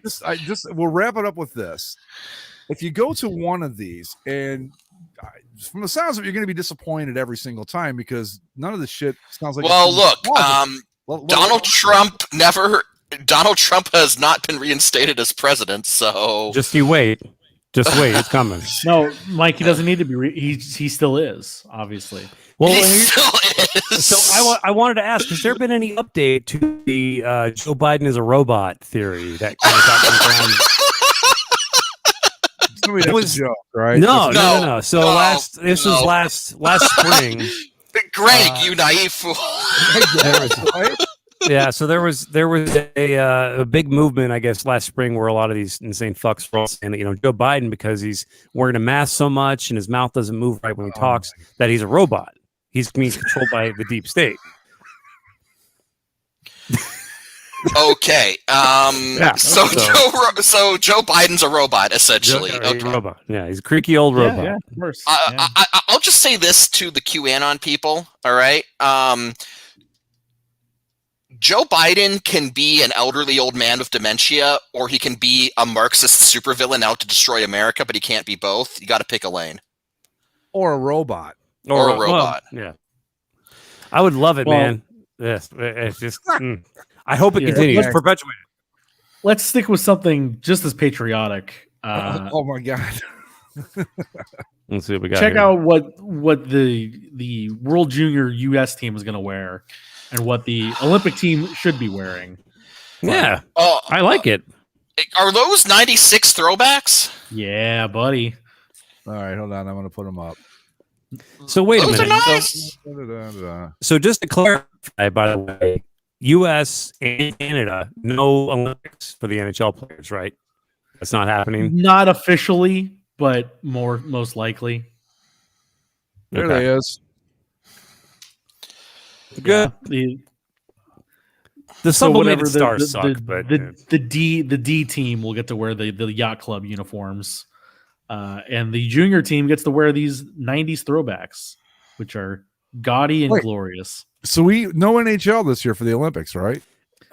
Well, it's not officially yet. Yeah, there's a lot they're supposed to go, but with all the postponements and the I was thinking Chinese quarantine laws that they're probably gonna not. That's the big thing, is that if they get quarantined in China, they're there for like 6 weeks. Well, it's 3 weeks, but the idea is like you're already going to be there for 2 weeks, and let's say you test positive with like 2 days to go. Yeah, then right. Then you're going to be in China for a full 5 weeks, with the 3 weeks added onto the 2 you've already spent, and they're like not willing to do that, which understandably so. Sure. They were trying to negotiate some sort of way of like, can we just like let the positive players be in a bubble and go on a private plane and go home? But I don't think we've heard any movement on that because they've been dealing with trying to get the players to actually play in NHL games. Question was, and that doesn't seem to be happening. Question, is all of this the fault of Robot Biden? No, I think this is the fault of JFK Jr. Actually, it's Chester Bennington's fault. Yeah, Chester Bennington Jr. I think you mean Chester Podesta.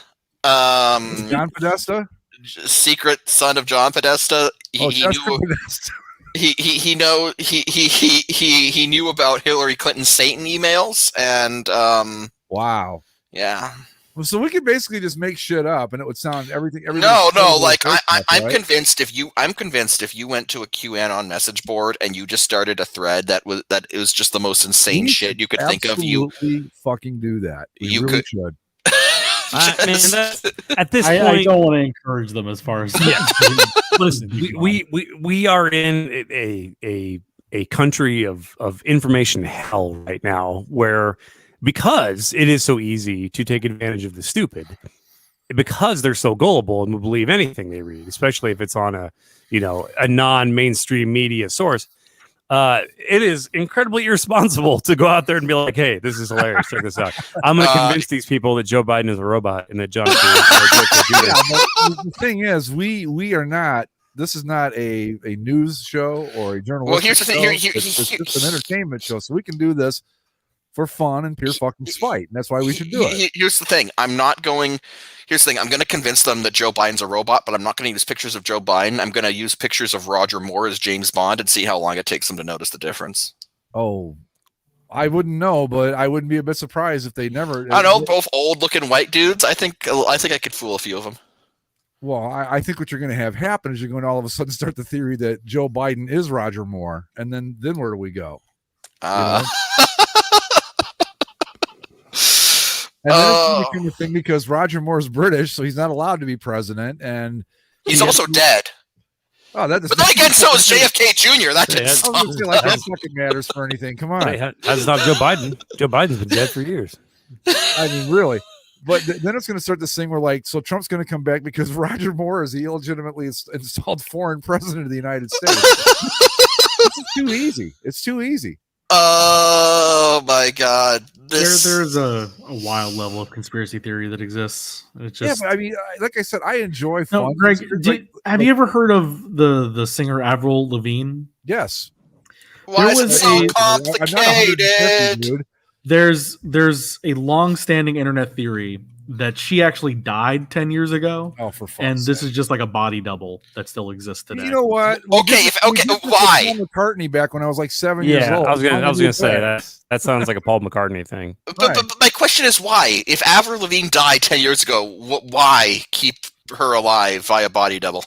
To manipulate, corporate whatevers. Yeah. Yeah, she still makes music. She just put out a thing. Yeah, she just put out a new album. That Skater Boy song she's making a movie out of. I think I saw somewhere. Oh, I don't know about that. I can't believe they're making a fucking movie about that. Yeah, they made a movie about Kurt Warner. Why the fuck not? You guys are awfully hard on that Kurt Warner movie. I got to say, it looks terrible. It's the uniforms. Be like Moneyball or North Dallas 40 or Any Given Sunday, but. I mean, yeah, it looks pretty fucking. That and it's like going to be like a Christian, like I did it because of Jesus movie, and well, that's okay. I mean, it's fine. I don't have anything against anyone's faith, but it's just not for me. I'm going to watch it because it could end up being really funny, and all, not because it's a comedy, but because it could just be really funny, like the Rams and their jerseys with the tiny little front numbers on them. Come on. It looks No, I think the main issue is it has no business being distributed nationally in theaters. It to me, this is a movie on the quality of like you send a VHS copy to your parish, and then you send cheap copies from there out to other churches. Like it stays buried. It's got Dennis Quaid. It's got Anna Paquin, Oscar winner. It's got that some dude that looks like Mike Martz. Come on. I mean, it's got some. It might be Mike Martz, but what's he got going on right now? We lost Zach. Zach is he's so disgusted with this conversation of this bullshit movie. He's got a hockey game, or I don't know. Are they still playing hockey anywhere? No, he got head out apparently. Did you guys see this thing where Kevin James is going to play Sean Payton? Yeah. What? I don't. True? Yeah, it's in a movie about Bountygate, I guess. Kevin James? You mean King of Queens, Kevin James? Yeah, correct. Yeah, and he's gonna play. Isn't he? I don't mean to body shame anyone. Isn't he a bit too fat for that? I was gonna say, I mean, I'm not worrying about. It's true. I mean, his size isn't the issue. It's the fact he doesn't look a thing like. Maybe who cares about that? I don't know. But to me, you got to at least be in the ballpark. Is it going to be a comedy? Because he does, or is he going to? Is this like his attempt to do like serious acting? I think it's. I don't know. I've not watched the trailer to tell you if it is or is not like a. Also, is Adam Sandler going to be in it? Because apparently they're tight. I'm guessing it's supposed to be a semi-comedy. Because the poster. Because the poster definitely looks like a wow. Let's see if I can find a image here. I was like, okay, is this serious? Are they joking? Is this like a? I mean, if it wasn't about Bountygate, I could see it being a comedy, but I don't know how you make that funny. I mean, I know how we would make it funny, but I don't know if that's going to appeal to a large audience. Yeah, I'll watch that. Funny just because that's just the kind of sense of humor we have, but I don't know that applies to everybody. Yeah, look up the trailer. I don't. It just felt. I mean, it's not exactly worth spending 5 minutes talking about it. It's just like, okay, why did that happen? All right, whatever. Nobody's gonna watch it anyway. So, all right. But Zach is like on a self-imposed hiatus now because the thought of that Kurt Warner movie sent him into. Yeah, I tried to watch the trailer. I gotta be honest. I don't have high hopes for it. I don't. Pretty bad. But I also have any of you guys noticed that Kurt Warner, like on the NFL Network these days, looks like death? Like the specter of death. Like he does not look good. His face looks like cakey. Yeah, I thought he looked a little rough. He called the Browns game today, which, by the way, they lost on a last-second field goal, so fuck them. So they don't get to be in first place? No, but you know what? This makes it easy for me. Now I can just openly root for the Packers and not worry about it because I at this point, look, the Browns aren't going to win shit this year, so let's be honest about it. And before the season even started, on the football thread on the boards, everybody's like, the Browns are serious contenders. I said the Browns are going to go 8-9 and make the playoffs. And right now they're on schedule to do exactly that. So I want to look like a genius. So how are we looking picks wise, Andy? Oh, damn. Yeah, I'll have to text. I forgot all about the picks. So the picks from last week, Greg came out on top. He picked the Packers to beat the Ravens. So congratulations. We got one right. Yeah, Mike, you're still waiting on a game that's tomorrow. The 32s and the Eagles. Zach was correct with the Bengals beating the Broncos, and I was right with the Texans over the Jaguars.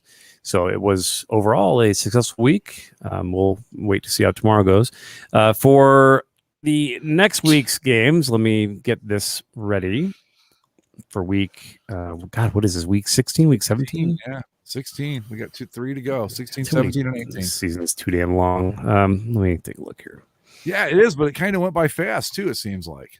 Yeah, I guess so. It was like we were like at week 5, and now we're at week 16. All right, I got 4 games. Week 5. What an innocent time that was. All right, so Greg, do you want to go first or last? I'll go last. Okay, I'm on a roll here. Let's see if I can keep. If I keep changing it up, I might maybe get to 500. Mike, go ahead and choose 1 or 4. 4. Okay, you're choosing the Ravens at the Bengals. Ooh, this division is all kinds of wacky. The Ravens didn't look too bad, except for their dumb decision to go for 2. Yeah. That being said, you know what? I'm gonna go with the Bengals. The Bengals, got into first place with a win. I think this stupid seesaw division ends now. I think the Bengals they've got victory in their grasp. I think they're gonna take it. Okay, Greg, go ahead and pick 1 through 3 for me, please. 3. Okay, I will be picking the Lions at the Falcons. Wow, that's not as easy a pick as it sounds. Yeah, I will take the Lions. Fuck it. Yeah, all right. Go Lions. Dan Campbell. Woo! All right, Greg, you get the last pick, and then the other game will go to Zach. Ain't no turds on this team. Okay, Greg, you are picking the Bills of the Patriots. Oh wow! Ooh, do the Bills do it? It's in Foxborough, so I'm going to go with the New England Patriots of Boston. So you choose evil then?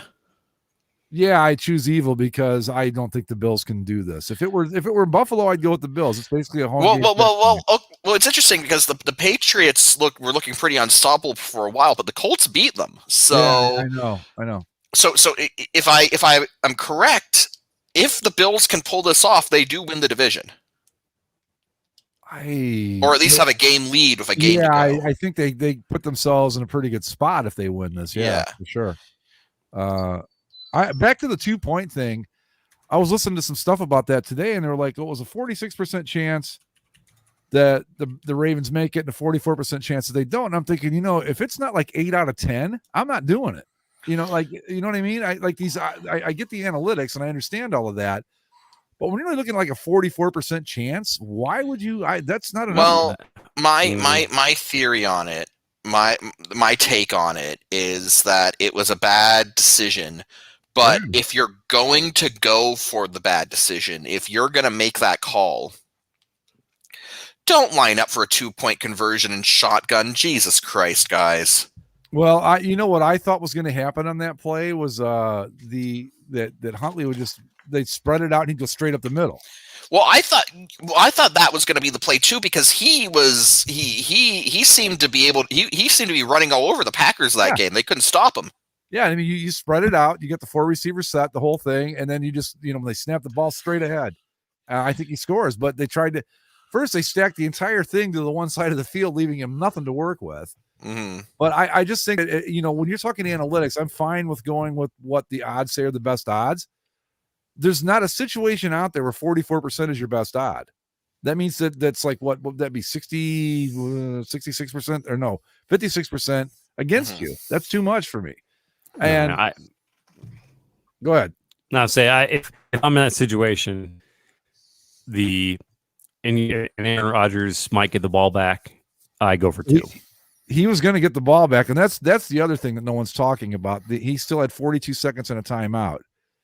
So you're probably going to lose either way. Let's say you're fucked either way there. Yeah, I mean, I would, just if it was the Bears in that situation, I think you got to go for 2, just because. Well, that's my thing too. Is like if you're a team like the Ravens are playing for something, and that's not a knock on the Bears, but like the Browns, the Bears, teams like that, they go for it because you got nothing to fucking lose.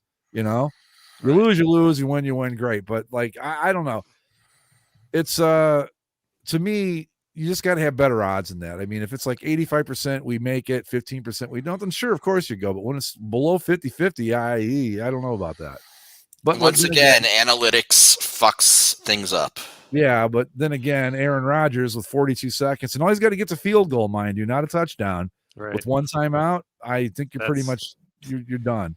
Yeah. Well, I mean, that comes down to game management. They should have ground the clock a bit more before they went for the end zone.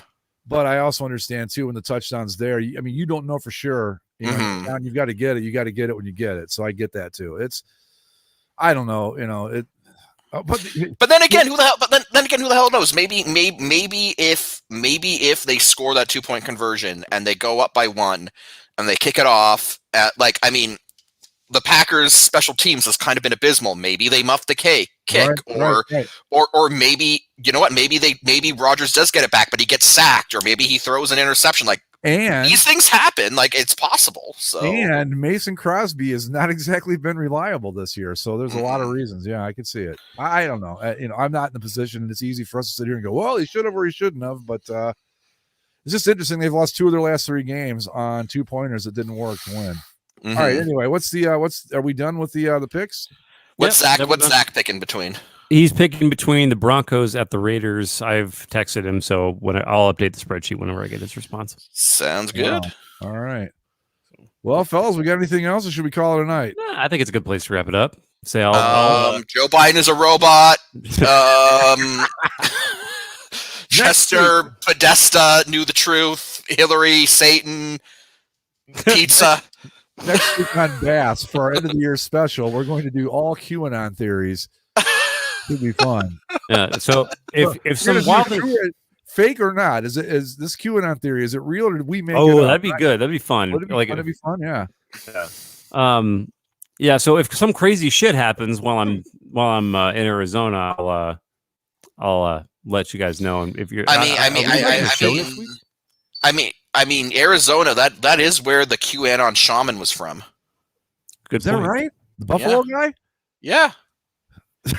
Guy who stormed the Capitol. Yeah, he was from Arizona. So see this shit. You know what? Even when you're goofing around, it still ties itself together, doesn't it? You might see some shit, Andy. You might get to see a live QAnon rally. Wow. Maybe we'll see. Man, videotape that shit. Come on. Yeah, I'll be there for 4 or 5 days, so we'll see what happens. I would love to go to Arizona with my motorcycle, except I wouldn't come back. But there's actually a stretch of road out there that I want to ride, but that's for another day, another story. So anyway, hey folks, have a wonderful Christmas holiday and all that, and we will see you all, I guess, next week. Do you guys want to take the week off, or is there anything big happening next weekend, or should we? I'm okay with it. I mean, I'll be gone. But if you guys, I don't know if Zach's can even be around or. Yeah, well, it's a holiday weekend and all that, so it's up to if we want to. Well, we'll figure it out. If we do take it off, we'll let you know. And if we don't, we'll be here. So I guess that's the best I can tell you. Yeah, works for me. All right. We'll see you all next time. Again, Merry Christmas, Happy Holidays, Happy Hanukkah, even though that's over now. Happy Kwanzaa, happy whatever the fuck you do, make sure it's happy. And we will see you next week. Follow us on Twitter at Basically Sports. Subscribe, Apple Podcasts, Spotify, Stitcher, the YouTubes, and wherever fine podcasting is sold. We is gone. Joe Biden's a lizard clone.